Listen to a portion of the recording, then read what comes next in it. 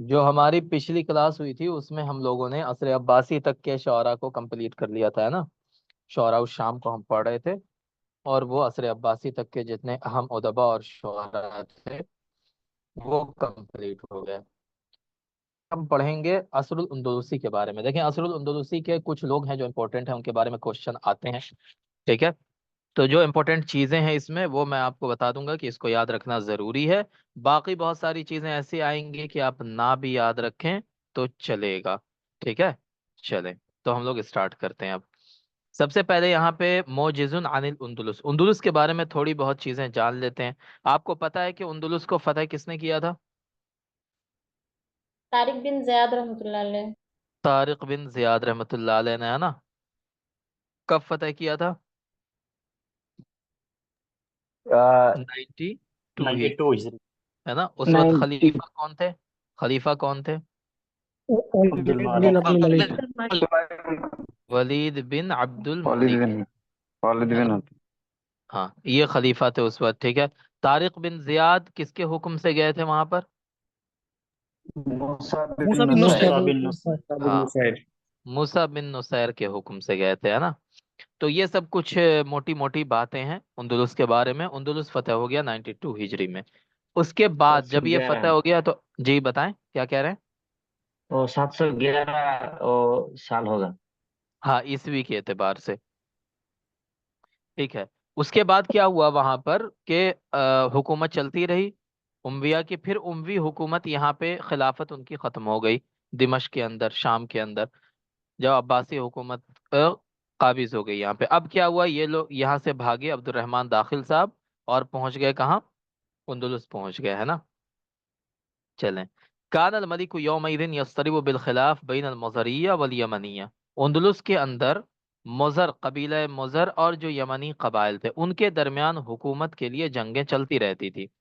اسی بیچ میں کیا ہوا کہ عبد الرحمن داخل آئے، هو الرجل الموعود والامام المنتظر، اور یہ ایسے ہی تھے جس آدمی کا انتظار کیا جا رہا تھا۔ کون ہے بھائی؟ میوٹ کر لیجئے، ڈبل اے، ٹھیک ہے؟ فاستولا علیہا، لہذا 138 میں یمنیوں کی مدد سے یہ کیا بن گئے وہاں پر؟ حاکم بن گئے۔ اب اتنا آپ کو یاد رکھنا ضروری نہیں ہے، یہ سب نہیں پوچھا جائے گا آپ سے ایگزام میں، تھوڑا سا ہم بس اوور ویو پڑھنے کے لیے اس کی ہسٹری کو دیکھ رہے ہیں۔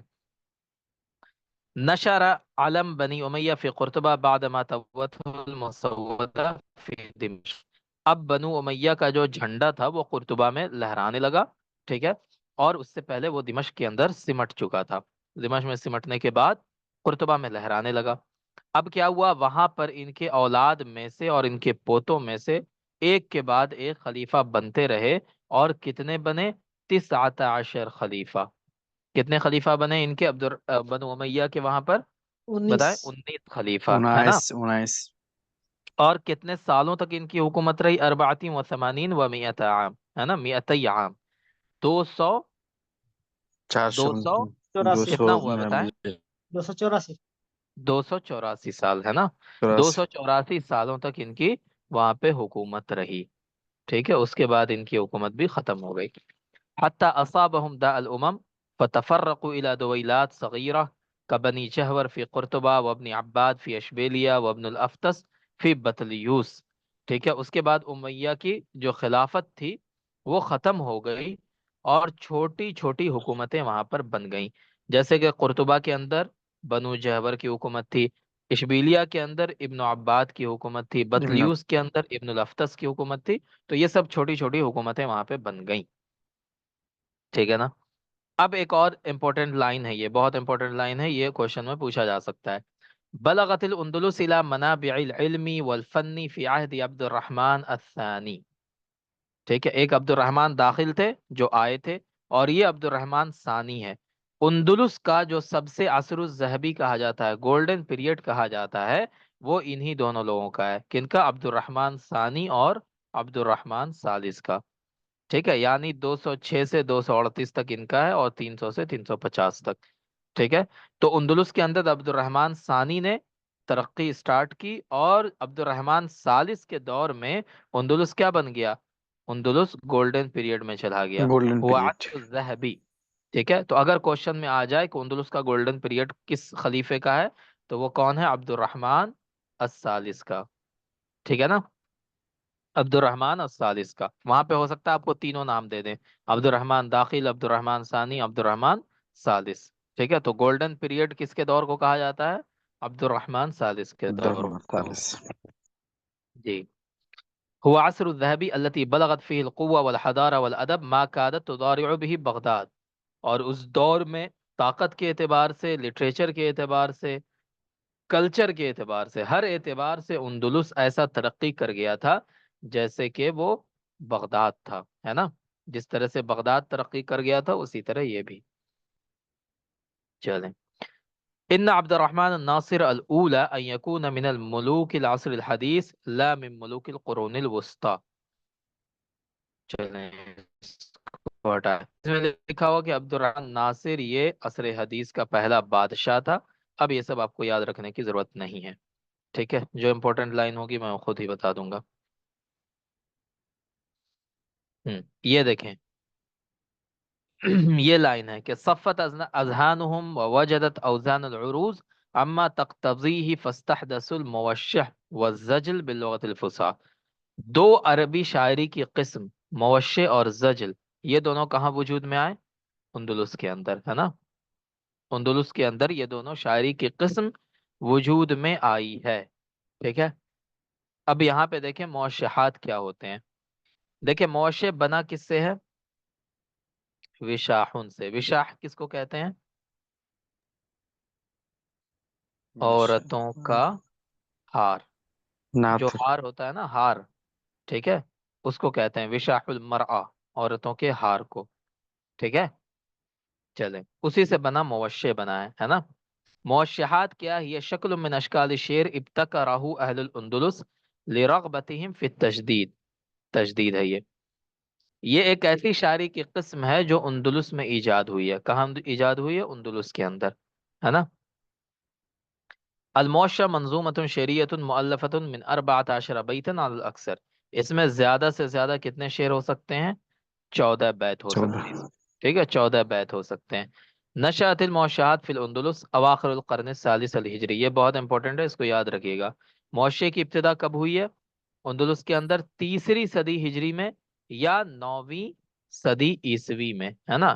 اگر عیسوی کے اعتبار سے دیکھیں گے تو 9ویں صدی ہے نا، 9th سینچری ہے، اور اگر ہجری کے اعتبار سے دیکھیں گے تو 3rd سینچری ہے، ٹھیک ہے، سمجھ گئے؟ بتائیں۔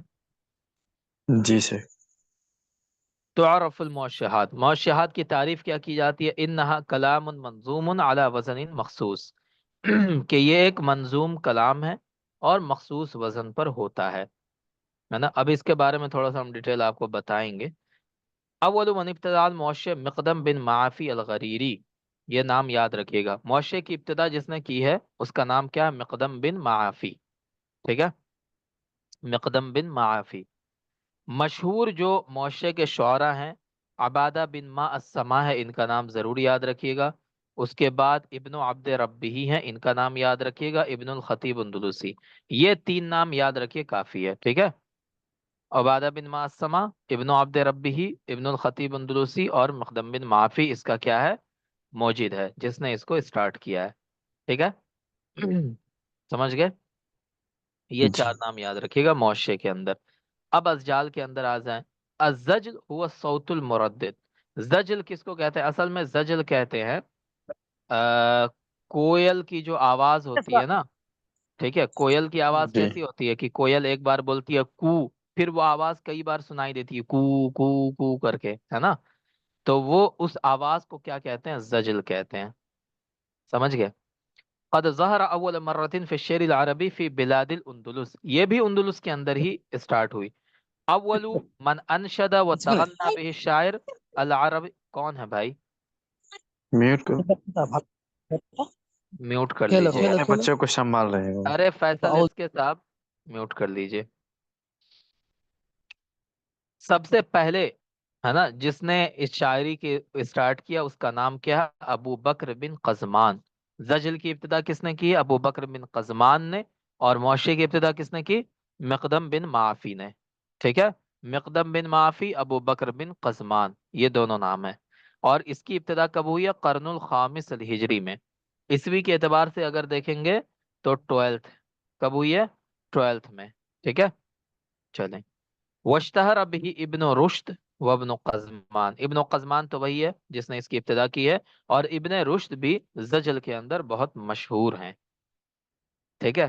تو زجل اور موشے، اس کی ابتدائی باتیں سمجھ میں آ گئی؟ بتائیں جی شیخ۔ بتائیں۔ یہ جی دو سر۔ ایسی شاعری ہے جو وہیں وجود میں آئی، کہاں؟ اندلس کے اندر۔ اب کچھ باتیں اور ہیں، دیکھیں موشے اور زجل میں کیا فرق ہے۔ موشے کی جو زبان ہوتی ہے وہ لغت فصیحہ ہے۔ کیا ہے وہ؟ لغت فصیحہ، ٹھیک ہے؟ اور زجل کی جو زبان ہے، ازجال کی زبان، وہ کیسی ہے؟ لغت عامیہ دارجہ ہے۔ سمجھ گئے کیسی زبان ہے؟ لغت عامیہ دارجہ، بالکل عامیہ زبان ہے، سمجھ گئے؟ بتائیں۔ تو یہ ڈفرنس کبھی کبھی پوچھا جاتا ہے نا، تو یہ بات یاد رکھیے گا کہ ان دونوں میں سے معشے کی زبان کیسی ہے؟ تھوڑی فصیح ہے، اور زجل کی زبان بالکل عامیہ ہے، بالکل، ہے نا؟ بالکل جو چائے دکان پہ بیٹھ کے لوگ جس طرح بات کرتے ہیں، ان کی جو لینگویج ہوتی ہے دیہات میں، ہے نا؟ ٹھیک ہے؟ بالکل پڑھ لوگ جس طرح کی بات ہے، اس طرح کی زبان زجل کے اندر استعمال کی جاتی ہے، ٹھیک ہے؟ اس کو یاد رکھیے گا۔ چلے، اس کے بعد دیکھیں جو موشے ہے، موشے میں تھوڑی سی چیزیں ڈفرینٹ ہوتی ہیں، حالانکہ ہمیں نہیں امید ہے یہ سب پوچھا جائے گا۔ موشے کے عناصر کیا ہیں؟ عناصر الموشے، ٹھیک ہے؟ میں یہاں پہ لکھ دیتا ہوں، عناصر الموشے کیا کیا ہیں؟ سب سے پہلے ہوتا ہے مطلع، ہے نا؟ مطلع،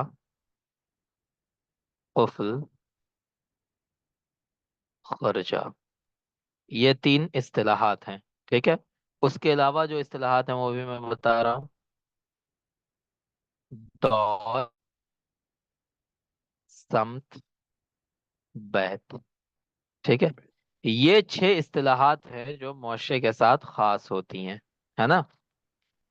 اب ہوتا کیا ہے اس میں کہ دیکھیں مطلع، قفل اور خرجہ یہ کیا ہوتا ہے؟ مطلع اس شعر کو کہتے ہیں جہاں سے معاشرے کی کیا ہوتی ہے؟ ابتدا ہوتی ہے نا؟ ابتدا والا شعر کیا کہلاتا ہے؟ مطلع کہلاتا ہے۔ سب سے آخری جو شعر ہوتا ہے اسے ہم کیا کہتے ہیں؟ آخری شعر، اسے کیا کہتے ہیں؟ خرجہ، کیا کہتے ہیں؟ خرجہ۔ خرجہ، ہے نا؟ خرجہ، آخری ہے خرجہ، سمجھ گئے؟ بتائیں، ٹھیک ہے؟ اب بیچ میں آتا رہتا ہے قفل، قفل، ہے نا؟ بیچ میں قفل آتا رہتا ہے، اقفال اس کی جمع ہے نا؟ اب ان تینوں میں مطلع، قفل، خرجہ، خرجہ، ان تینوں کا قافیہ، بحر، وزن، سب یکساں ہوتا ہے۔ کیا ہوتا ہے؟ سب ایک ہوتا ہے۔ مطلع کا، قفل کا، خرجے کا، ان تینوں کا قافیہ، بحر، وزن سب کیا ہوتا ہے؟ بالکل ایک ہوتا ہے۔ کلیئر ہے؟ بتائیں، جی۔ سمجھ میں آ گیا؟ مطلع، قفل، خرجہ، ٹھیک ہے؟ ان تینوں کا سیم ہوتا ہے، ٹھیک ہے نا؟ اب دیکھیں، اب ایک چیز ہوتی ہے دور، ہے نا؟ دور کیا ہوتا ہے؟ جیسے ہی مطلع اینڈ ہوگا، مطلع ختم ہوگا، اس کے بعد دور آتا ہے۔ کیا آتا ہے؟ دور۔ اس کے بعد جو اشعار ہوتے ہیں ان کو دور کہا جاتا ہے۔ پھر جیسے ہی دور ختم ہوگا پھر قفل آئے گا، ٹھیک ہے؟ اس کو میں آپ کو دکھاتا ہوں، یہ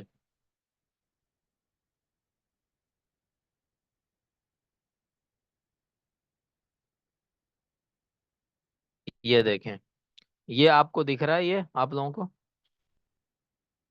بتائیں، یہ شو ہو رہا ہے نہیں پیج؟ سر، پیج نہیں شو ہو رہا ہے؟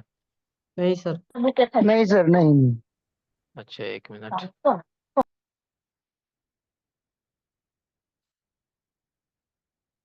ایک منٹ میں دکھا رہا ہوں۔ اب شو ہو رہا ہے؟ نہیں سر۔ ابھی تک نہیں۔ ہاں، ہو آگے گیا سر۔ سر۔ ہو گیا؟ جی۔ ٹھیک ہے، اب اس میں آپ دیکھیں کہ جو سب سے پہلے ابتدا جہاں سے ہو رہی، یہ والا شعر اور یہ والا شعر، ان دونوں کا قافیہ کیا ہے؟ بالاندلسی، مختلسی ہے کہ نہیں؟ بتائیں۔ اس کے بعد پھر جی یہاں پہ آ جائیں، حرسی، نرجسی، ٹھیک ہے، بالکل سیم۔ پھر یہاں پہ آ جائیں مجلسی، بروح القدوسی، پھر یہاں پہ مکنسی۔ تو ان سب کا قافیہ اور وزن بہر سب سیم ہے۔ تو یہ کیا ہو گئے؟ جو سب سے پہلے آیا ابتدا میں وہ مطلع ہے، بیچ میں جتنی بار بھی سیم ردیف اور قافیے والے شعر آئے وہ سب کیا ہیں؟ قفل ہیں۔ اور کفر آخر میں جو سب سے آیا ہے نا، اچھا وہ کیا ہے؟ خرجہ ہے، ٹھیک ہے۔ اب دیکھیں مطلع کے بعد آتا ہے دور، کیا آتا ہے؟ دور، ہے نا، یہ ہے دور، یہ پورا کیا ہے؟ دور ہے یہ، ٹھیک ہے۔ اس میں آپ دیکھ رہے ہیں دور میں کتنے اشعار ہیں؟ کتنے ہیں؟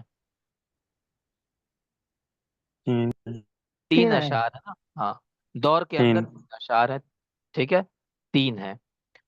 اب یہ جو دور ہے، دور کے ہر ہر شعر کو کیا کہتے ہیں؟ سمت کہتے ہیں۔ دور کے ہر ہر شعر کو کیا کہتے ہیں؟ سمت کہتے ہیں، ٹھیک ہے۔ تو معاشرے کے اندر کیا ہوتا ہے؟ مطلع ہوگا، مطلع کو ہٹا دیجئے، مطلع کو ہٹا دیجئے، دور ہے، دور کے بعد آئے گا قفل، ہے نا۔ ہم کیسے پہچانیں گے کہ یہ قفل ہے؟ کیونکہ مطلع اور قفل دونوں کا قافیہ کیا ہوگا؟ ایک ہوگا، سیم ہے نا، ہوگا وزن ایک ہوگا، بہر ایک ہوگا، تو اس طرح سے ہم پہچانیں گے کہ یہ قفل ہے، دور نہیں ہے۔ تو دور کے بعد آئے گا قفل، ہے نا، دور اور قفل، اس کے بعد جو قفل آتا ہے وہ دونوں مل کر کے ایک بیت بن جاتے ہیں، ٹھیک ہے۔ تو معاشرے میں کیا ہوتا ہے؟ پہلے مطلع ہوگا، پھر دور ہوگا، پھر قفل ہوگا، دور اور قفل دونوں مل جائیں گے، بیت بن جائیں گے۔ پھر اس کے بعد کیا ہوگا؟ پھر دور ہوگا، پھر قفل ہوگا، پھر دور ہوگا، پھر قفل ہوگا۔ تو اس طرح سے ہوتا ہے، سمجھ گئے؟ اور پھر سب سے لاسٹ میں کیا آتا ہے؟ دور کے بعد خرچ خرجہ آ جاتا ہے نا، دور کے بعد خرجہ آ جاتا ہے، ٹھیک ہے۔ تو اس طرح سے معاشرے بنتا ہے نا۔ دور اور قفل دونوں مل کر کے کیا بنتے ہیں؟ ایک بیت بنتے بیت ہیں، ہے نا۔ بیت کیسے بنتا ہے؟ دور اور قفل مل کر کے، ٹھیک ہے۔ تو اگر پوچھا جائے کہ معاشرے کا سب سے بڑا جز کیا ہوتا ہے، تو سب سے بڑا جز کیا ہوتا ہے؟ سب سے بڑا پارٹ کفل کیا ہوتا ہے معاشرے کا؟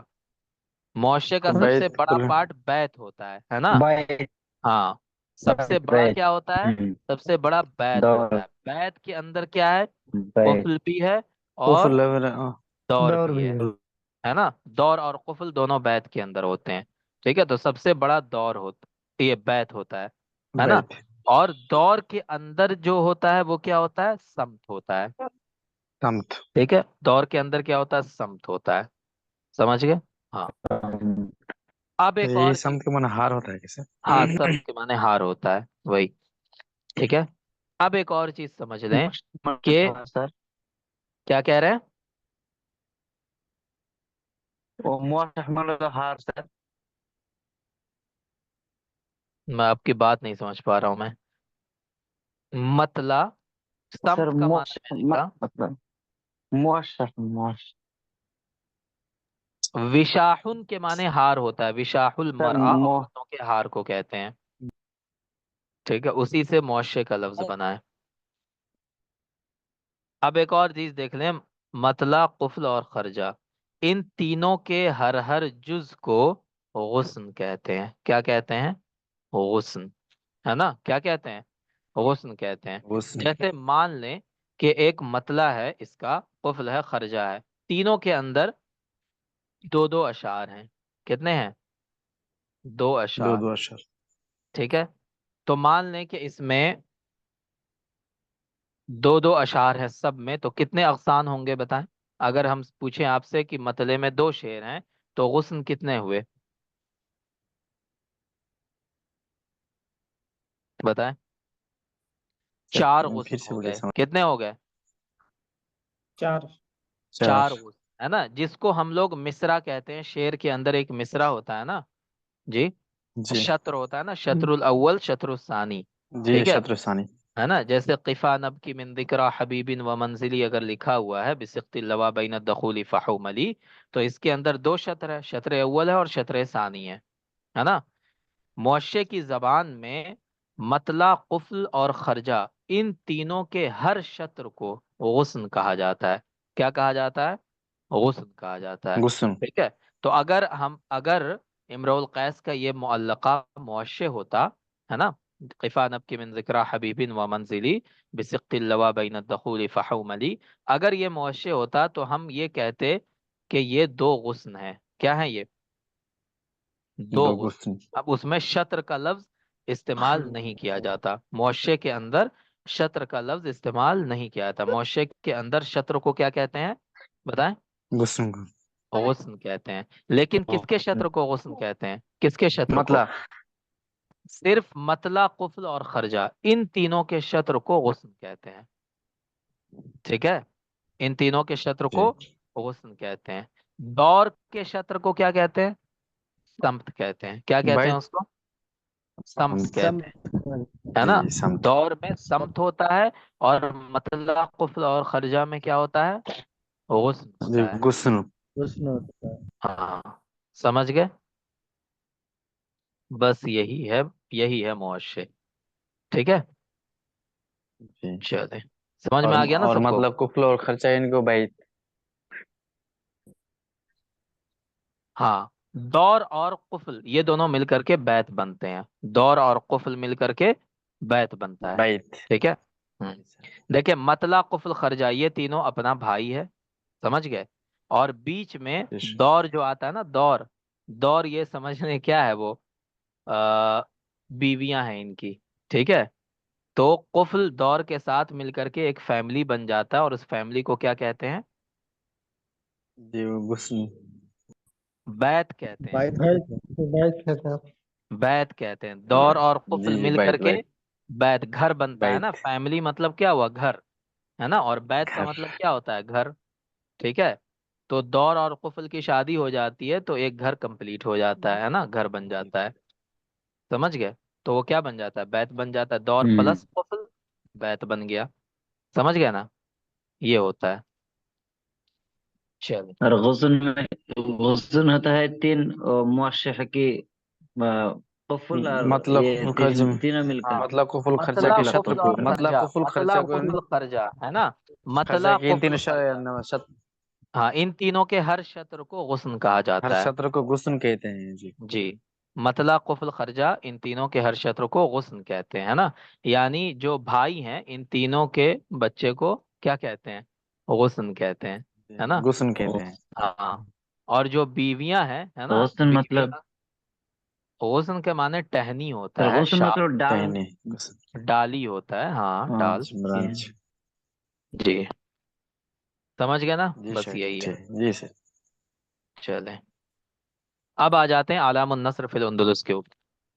علام النصر میں سب سے پہلے دیکھیے ابن شہید کا نام ہے۔ ابن شہید کون ہے؟ مشہور ہے یہ، ان کا نام اکثر پوچھا جاتا ہے، جو اس طرح کے ایگزام ہوتے ہیں اس میں ان کا نام پوچھ لیتے ہیں۔ تو آپ کو اندلس کے اندر جتنے بھی ادبا ملیں گے، شعرا ادبا، اکثر کا نام ابن سے اسٹارٹ ہوتا ہے، ٹھیک ہے۔ تو ان سب کا اوریجنل نیم آپ کو ضرور یاد ہونا چاہیے۔ تو ان کی کنیت کیا ہے؟ ابو عامر، نام کیا ہے؟ احمد بن عبد الملک بن شہید، ہے نا۔ تو شہید کون ہے ان کے؟ بتائیں، شہید ابن شہید کے کون ہیں؟ لڑکے تو بیٹا سر ان کے دادا ہیں ان کے، دادا، ٹھیک ہے۔ دادا کی طرف دادو منسوب دادو کر جی۔ کے ان کو ابن شہید کہا جاتا ہے، ورنہ ان کا اصل نام کیا ہے؟ احمد ہے، احمد بن عبد۔ احمد۔ سمجھ گئے؟ ان کا نام کیا؟ احمد، لیکن ان کو دادا کی طرف منسوب کر کے ابن شہید کہا جاتا ہے، ٹھیک ہے۔ چلیں، عبد تو الملک پھر ان کا والد۔ عبد الملک ابا کا نام ہے نا، جی جی۔ ابا کا نام عبد الملک ہے، ٹھیک ہے۔ اب یہ پیدا ہوئے 382 میں، وفات ہوئی ہے 426 ہجری میں۔ ولد فی قرطبہ، یہ لوگ کہاں پیدا ہوئے یہ ضرور یاد رکھیں، میں نے شروع میں کہا تھا کہ ان لوگوں کا پیدائش، نام، ٹھیک ہے، کنیت، لقب، کہاں پیدا ہوا، کہاں مرا، یہ 5-6 چیزیں ضرور آپ کو یاد رہنی چاہیے۔ باقی کچھ یاد رہے نہ رہے، یہ 5 چیز ضرور یاد رہنا چاہیے، ٹھیک ہے۔ تو یہ قرطبہ میں پیدا ہوئے تھے اور قرطبہ میں ہی وفات ہوئی ان کی. وزیر و شاعر الاندلسی، ہے نا، یہ غلط ہے، اس کو چھوڑ دیجئے. کان ابوہ عبد الملک من وزراء الخلیفہ ہشام المؤید باللہ ومن ندباء الحاجب المنصور. ابھی اتنا ڈیپ آپ سے کوشچن میں نہیں پوچھا جائے گا. ان کے ابا کا نام عبد الملک تھا، جو خلیفہ ہشام کے وزیر تھے، ٹھیک ہے، اور منصور کے دوستوں میں سے تھے. منصور کون تھا؟ خلیفہ کا حاجب تھا. حاجب کیا ہوتا ہے میں نے آپ کو بتایا تھا. کسے کہتے ہیں حاجب؟ حاجب کسے کہتے ہیں بتائیں؟ حاجب کہتے ہیں جیسے پرسنل اسسٹنٹ ہوتا ہے، ٹھیک ہے. اگر کسی کو خلیفہ سے ملنا ہے تو پہلے حاجب کے پاس جانا پڑے گا کہ ہمیں ملنا ہے خلیفہ سے. اب حاجب جائے گا خلیفہ کے پاس، خلیفہ سے بولے گا کہ فلاں آدمی آپ سے ملنا چاہتا ہے. اگر خلیفہ اجازت دے گا تب حاجب اس کو خلیفہ کے پاس لے کر آئے گا. سمجھ گئے؟ تو حاجب جو ہے جی وہ، اس کا نام ہی حاجب اسی وجہ سے ہے کیونکہ وہ عوام اور خلیفہ کے درمیان حجاب ہے. سمجھ گئے؟ اس کے بغیر کوئی خلیفہ سے نہیں مل سکتا ہے. سمجھ گئے نا؟ جس کو آج کے زمانے میں پرسنل اسسٹنٹ کہہ لیں، ہے نا. Personal assistant. ہاں، تو اس طرح کا حاجب ہوتا تھا. حاجب کے پاس بہت مطلب پاور ہوتی تھی، ٹھیک ہے. جس طرح آج کل پرسنل اسسٹنٹ کے پاس پاور ہوتی ہے ویسے ہی پی حاجب کے پاس ہوتی تھی. پی سمجھ اگر گئے؟ وہ تھرو نہیں کرے گا تو کچھ نہیں ہوگا. ہاں، وہ اگر چاہ لے گا کہ تم کو خلیفہ سے نہیں ملنے دینا تو نہیں ملنے دے گا، چاہے تم کچھ بھی کر لو، جی جی. ہے نا. اس کے بنا خلیفہ کے پاس آپ پہنچ ہی نہیں سکتے. تو اب اس کو منائیے، اس کو خوش رکھیے، ٹھیک ہے، حاجب کو، تبھی آپ سر خلیفہ تک. ایک القمیص الاحمر تھا نا سر، ایک ابن عبد ربی. ہمارا مدرسہ میں. ہاں ہاں ہاں ہاں تو وہ، ہاں خلیفہ تک نہیں پہنچتا، کوئی میسج وغیرہ دیتا تو جی، پرسنل اسسٹنٹ تک ہی وہ ختم ہو جاتا، اسی لیے ہاں وہی شکایت دیا ہوتا تھا. ہے. ہاں وہی ہوتا ہی ہے. چلیں، آج بھی وہی ہوتا ہے. آپ کو ملنا ہے ڈی ایم صاحب سے تو ڈی ایم کا جو پرسنل اسسٹنٹ ہے اس کو پیسہ کھلائیے، پیسہ دیجیے تب وہ ملنے دے گا ڈی ایم سے، نہیں تو نہیں ملنے دے گا آپ کو. ہر جگہ وہی چل رہا ہے. چلیں، عرف ببلاغتہ و کرامہ، یہ اپنی بلاغت کی وجہ سے مشہور تھے. لہو شعر جید یجد فیہ ویہزل وان کان یغلب علی شعرہ الہزل. چھوڑیں اس کو. اب یہ امپورٹنٹ ہے. کان لہو من علم الطب نصیب وافر، یہ علم طب بھی جانتے تھے، ٹھیک ہے. ڈاکٹر نہیں تھے، طبیب نہیں تھے، اس بات کو ہمیشہ یاد رکھیے گا. اندلس میں ایک طبیب ہیں جن کا نام ہے ابن طفیل. کیا نام ہے ان کا؟ ابن طفیل. ابن طفیل کون تھے؟ بہت بڑے طبیب تھے، ڈاکٹر تھے یہ، بہت بڑے. جی سمجھ گئے؟ جی جی. ابن شہید کو بھی طب کا علم تھا لیکن یہ طبیب نہیں تھے، ٹھیک ہے. یہ فرق دونوں کا یاد رکھیے گا. مات فی قرطبہ، قرطبہ میں ان کی وفات ہوئی. ان کی یہ کتاب اکثر پوچھی جاتی ہے، کشف الدق و ایضاح الشک، ہے نا. کشف الدق و ایضاح الشک. حانوت عطار. رسالۃ التوابع والثوابع، ٹھیک ہے. رسالۃ التربیع والتدبیر کس کی کتاب ہے؟ جاہج. جاحظ کی کتاب ہے نا. رسالۃ التربیع والتدبیر یہ کس کی ہے؟ جاحظ کی. اور ان کی کیا ہے؟ رسالۃ التوابع والضوابع. بہت مشہور کتابیں ہیں اور کوشچن میں آتی ہیں، اسی لیے تینوں کتابوں کو اپنے ذہن میں رکھیے گا، ٹھیک ہے. کشف الدق و ایضاح الشک، حانوت عطار، اور رسالۃ التوابع والضوابع، ٹھیک ہے نا. تو بس یہی اتنا کافی ہے ابن شہید کے بارے میں. ایک تو ان کی کنیت، ان کا نام، کہاں پیدا ہوئے؟ قرطبہ میں. وفات کہاں ہوئی؟ قرطبہ میں، ٹھیک ہے نا. یہ چیز علم الطب ان کو آتی تھی، ہے نا، اور ان کی یہ کتابیں ہیں. اب آ جاتے ہیں ابن حزم کے اوپر. ابن حزم بہت بڑا نام ہے اندلس کے اندر، اور ایسے بھی 384 ہجری میں ان کی وہ پیدائش ہوئی ہے اور 456 ہجری میں مانے نہیں چلے گئے. کنیت کیا ہے؟ ابو محمد. نام کیا ہے ان کا؟ علی بن حزم. کیا نام ہے؟ علی بن حزم، ٹھیک ہے. کنیت ابو محمد، نام علی بن حزم. یہ بھی قرطبہ میں ہی پیدا ہوئے لیکن انتقال کہاں ہوا؟ منتلیشم میں. کہاں ہوا ہے؟ منتلیشم، ٹھیک ہے. قرطبہ میں پیدا ہوئے اور انتقال کہاں ہوا؟ منتلیشم. امام حافظ فقیہ ظاہری، امام بھی کہلاتے ہیں، حافظ بھی ہیں. حافظ سے مراد کیا ہوتا ہے بتائیں؟ سر یہ والا حافظ تو نہیں، لیکن وہ حافظ الحدیث ہے نا. حافظ حدیث. ہاں حافظ ہاں الحدیث کسے حافظ کہتے ہیں؟ الحدیث. کسے کہتے ہیں؟ جو 1 لاکھ حدیث کا. 1 لاکھ اس میں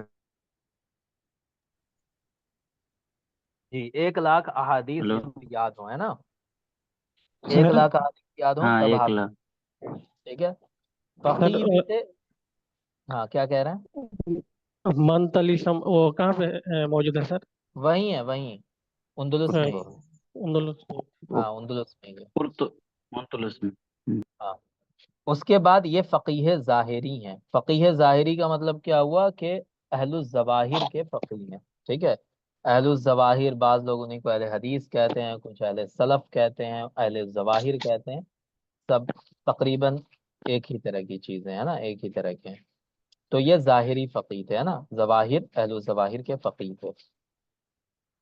يعد من اکبر علماء الاندلس و اکبر علماء الاسلام تصنیفا و تالیفا بعد صبری. یہ سیم لائن اٹھا کے کوشچن میں دیا جاتا ہے، یہ سیم لائن، اور پوچھا جاتا ہے کہ یہ کون ہے بتائیے. سمجھ گئے؟ تو اس کو یاد رکھیے گا. تبری کے بعد سب سے زیادہ تصنیف و تالیف کس کی ہے؟ ابن حزم کی ہے. سب سے زیادہ کتابیں کس نے لکھی ہیں تبری کے بعد؟ ابن حزم نے لکھی ہیں. سمجھ گئے؟ چلیں. عد من اوائل من قال بقرویت الارض. دیکھیں قرویت الارض کا مطلب کیا ہوتا ہے؟ آپ کو پتا ہے کہ ارتھ کے بارے میں لوگوں نے کہا کہ ارتھ کیسا ہے؟ گول ہے نا، زمین گول ہے، جی جس کے لیے جی گلوب بن گیا.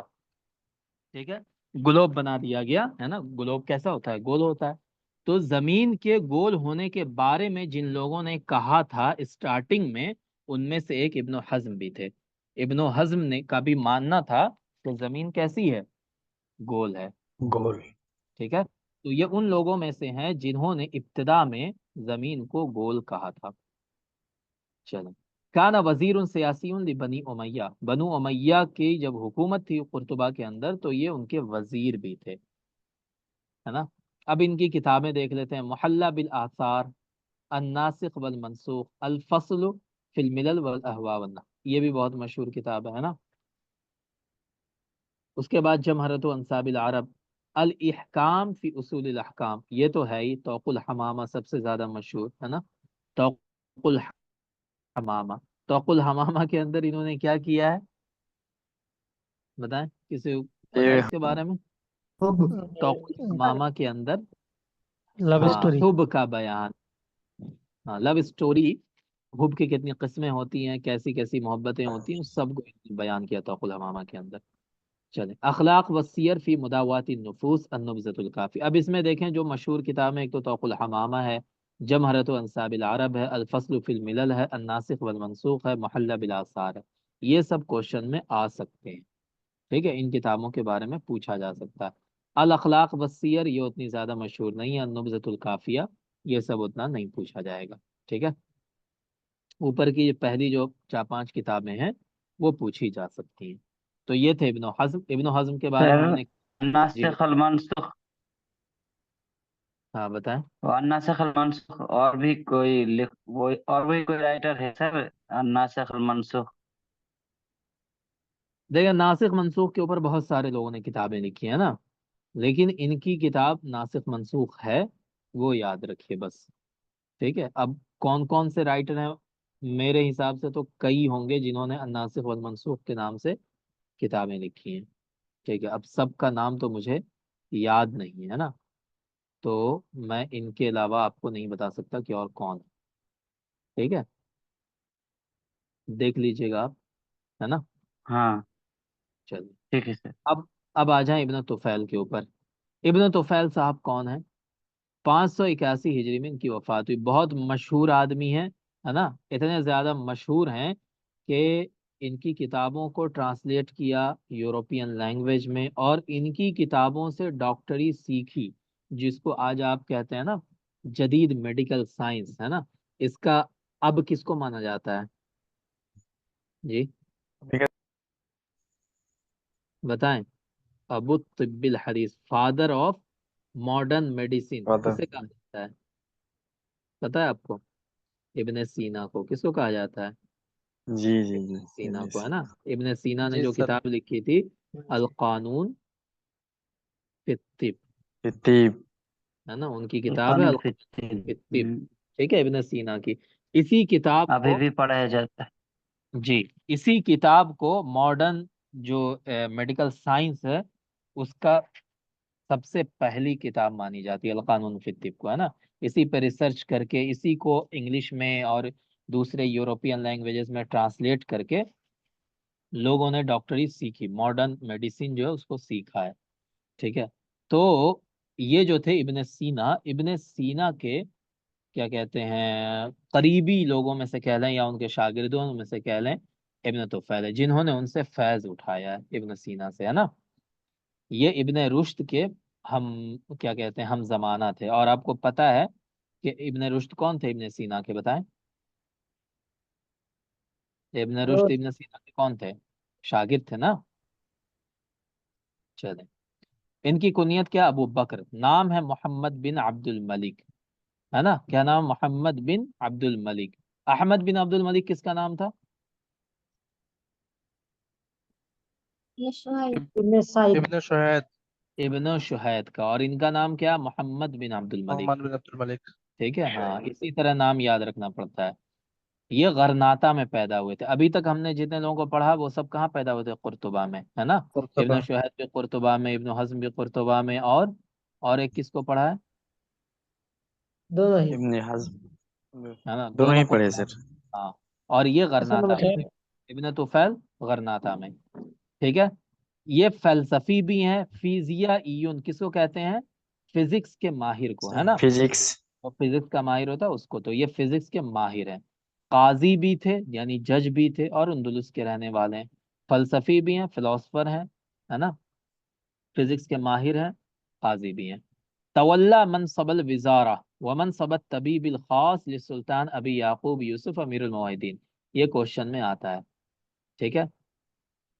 سلطان ابو یعقوب یوسف، ہے نا، جو موحدین کا امیر تھا، اس کے یہ پرسنل ڈاکٹر تھے، ٹھیک ہے؟ طبیب الخاص کس کو کہتے ہیں؟ پرسنل ڈاکٹر کو، ہے نا؟ تو اس کے سلطان کے یہ پرسنل ڈاکٹر تھے، اور اسی طرح منسٹر بھی رہے یہ، سمجھ گئے؟ کہ تو کس کے طبیب خاص تھے یہ؟ سلطان ابی یعقوب سلطان ابی یعقوب یوسف۔ جی۔ ابن رشد کے معاصر تھے اور اس کے دوست بھی تھے۔ ابن رشد بھی بہت بڑا فلسفی ہے نا؟ جس نے ابن غزالی کے جواب میں کتابیں لکھی تھی، ہے نا، امام غزالی رحمۃ اللہ علیہ کے، اور پھر امام غزالی رحمۃ اللہ نے اس کے جواب میں کتابیں لکھی، تو وہ چلتا رہا تھا دونوں کا۔ چلیں، وقد عرف عند الغرب باللاطینیہ ابو بصیر، آپ جب پڑھیں گے گوگل پہ سرچ کیجئے گا انگلش میں لکھ کے ابو بصیر، ہو از دا ابو بصیر، اس طرح کچھ لکھ کر کے سرچ کیجئے گا، تب آپ کو بہت سارے آرٹیکلز ملیں گے، ہے نا؟ یہ جو ہے نا ابن طفیل کو ویسٹرن کنٹریز میں ابو بصیر کے نام سے جانا جاتا ہے۔ کس کے نام سے؟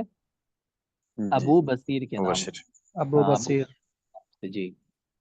تو ان کی کتابوں میں ان کے ریسرچ کو پڑھایا جاتا ہے، ان کی چیزوں کو پڑھایا جاتا ہے، اور ابو بصیر کے نام سے پڑھایا جاتا ہے، ابن طفیل کے نام سے نہیں پڑھایا جاتا۔ چلیں، وتوفی فی مراکش ودفن ہناک، ان کی وفات کہاں ہوئی؟ مراکش میں۔ تو پیدا کہاں ہوئے تھے یہ؟ گرناتا۔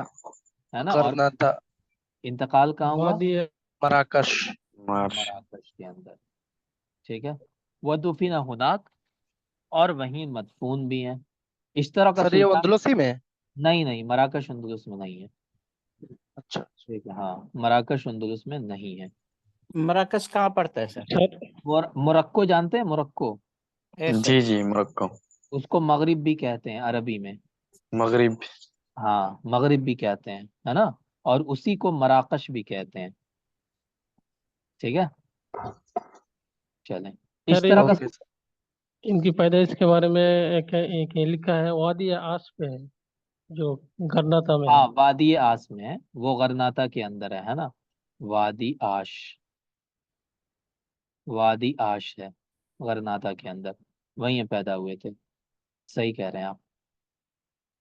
چلیں، سلطان ابو یوسف ان کے جنازے میں شریک ہوا تھا۔ سلطان ابو یوسف وہی جس کے یہ پرسنل ڈاکٹر تھے، ٹھیک ہے؟ ان کی کتابوں میں دیکھ رہے ہیں مراجعات و مباحث، یہ بہت امپورٹنٹ ہے، ارجوزہ فی الطب، ارجوزہ فی الطب کس کی کتاب ہے؟ ابن طفیل صاحب کی. رسالۃ فی النفس ہے، اور یہ بہت ہی مشہور کتاب ہے، حی بن یقظان. حی بن یقظان ہے نا.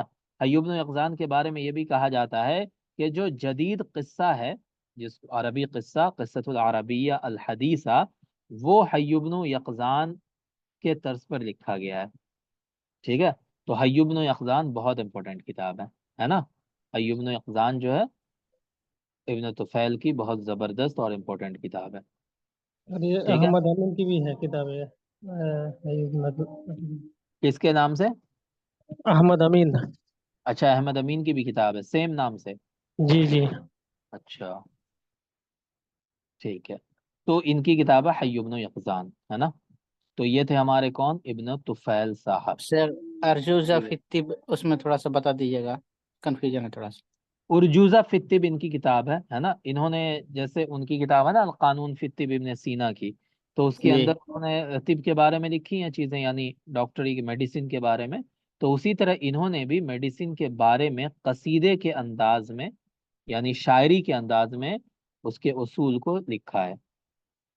سمجھ گئے؟ تو بحر الرجز میں جو شاعری لکھی جاتی ہے اسی کو کیا کہتے ہیں؟ ارجوزہ کہتے ہیں، ہے نا.